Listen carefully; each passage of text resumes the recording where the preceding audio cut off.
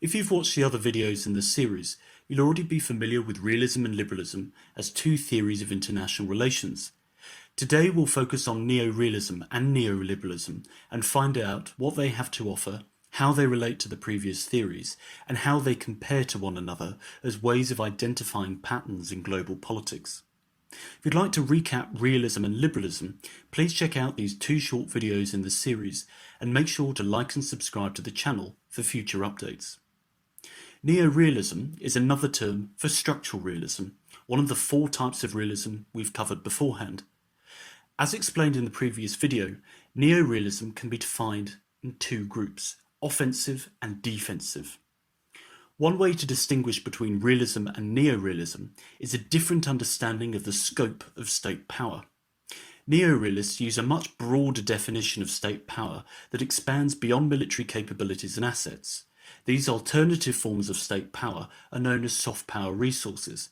Again, the previous video dedicated to realism is a useful reminder of the range of assets that count as soft power.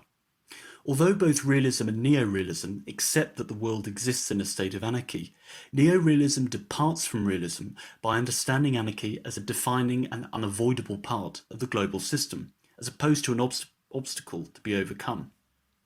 Neoliberalism came about from the need for IR liberalism to respond to the process of globalization. The two founders of neoliberalism, Robert Keohane and Joseph Nye, coined the term complex interdependence during the 1970s. This was used to describe the effect of globalization on issues of international politics and security. Keohane, Nye and other IR neoliberals stated that non-state actors are becoming more influential in global politics and theories need to catch up with this reality. Not only is there a more diverse range of actors, but the number of interactions these state and non-state actors have is growing all the time. Neoliberals believe states should lean into this development and accept that nation-states are no longer the only major players. Let's look at an example. When a natural disaster occurs, be it a flood, a drought, a bushfire, an earthquake or a famine, the international community usually comes together to formulate a response. This coalition involves not only nation-states, but charities, research centres, faith groups and other NGOs. While neo-realists may accept that collaboration between state and non-state actors is acceptable in this circumstance, neoliberals want to expand this teamwork to other major policy areas. This can include monetary and fiscal union, which is what the European Union achieved in 1999 with the creation of the euro currency. So far, you've learnt about the jump from realism to neorealism and liberalism to neoliberalism. But what about the similarities between these two new theories? Both are state-centric theories, as we know. Neither claim to radically change the global system and can be considered pro-capitalist. Although neo-realists believe states can choose whether or not they want to interact with non-state actors, both neo-realism and neoliberalism believe international organisations have a role to play in global politics. With the similarities established, you may wonder, what are the key differences? Neo-realists want to take unilateral decisions on the global stage. This means states can take action to formulate policy on their own, regardless of what other states are doing. Neorealism argues that states should be able to opt in and out of when and if they choose to work with NGOs on foreign policy and security matters. Every time a state does engage, neorealists insist that that state stands to gain from something if they are to take that action. Neoliberals believe in multilateral action. This means that a state's foreign policy decisions are closely linked and coordinated with the actions of other states and non-state actors.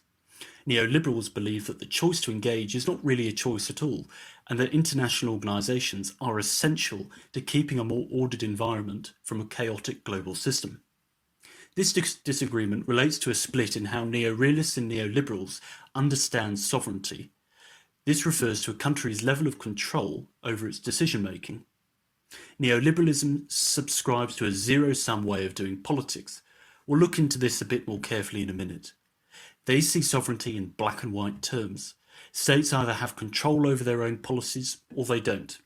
Neoliberals, on the other hand, think of sovereignty as a more fluid concept. They believe states can lend their sovereignty to non-state groups and even pool their sovereignty with other countries for mutual gain. This all links to why neoliberals are willing to cooperate more generously with international organisations.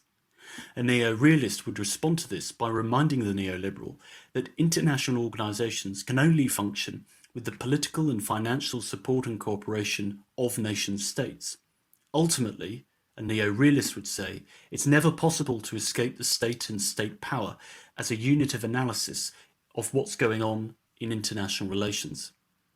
Another loose dividing line between neo-realists and neoliberals is the value of absolute gains versus relative gains in the international system. Here's an example of an absolute gain. If State A and State B both increase their nuclear weapons by plus 200 in 1 year, the absolute total expansion of nuclear stockpile is plus 400. For relative gains, if State A increase their nuclear weapons by 100 in 1 year, and State B increase by 300 in the same year, the absolute total expansion of the global nuclear stockpile may still be plus 400, but State B has made a relative gain over State A by 200. State A can be said to have made a relative loss in this example. When one state gains, another loses. Neoliberals tend to take a more global view of international issues when adding up the pros and cons and trying to work out whether progress has been achieved. Remember, the idea of progress is very distinctly in the liberal lane of thinking. Neo-realists would view the same event through a national perspective and apply a zero-sum evaluation to the issue. Although State A may have made an absolute gain in their nuclear stockpile and security over the year, it is a relative loss to that of State B, which could be an enemy. A neo-realist would view this event as a significant step backwards for State A. So what have we covered? We've briefly examined the jump from realism to neo-realism. We've set out the differences between realism and neo-realism on the issue of state power. We've linked neoliberalism to Keir-Hain and Nye's idea of complex interdependence, and given examples of the policy areas neoliberals want complex interdependence to expand into. We've listed 5 ways neo-realism and neoliberalism are similar and set out how they're different. You've done this by learning about unilateral and multilateral action, as well as relative and absolute gains in the international system. Thank you for taking the time to watch this video. For more in the series, please visit the YouTube channel and like